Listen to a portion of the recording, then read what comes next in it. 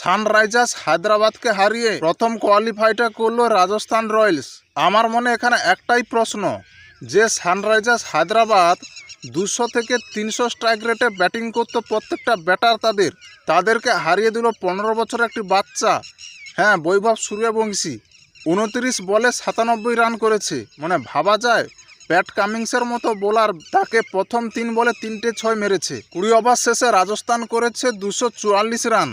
তার জবাবে হায়দ্রাবাদ ব্যাট করতে নেমে 196 রানে অল আউট হয়ে যায়।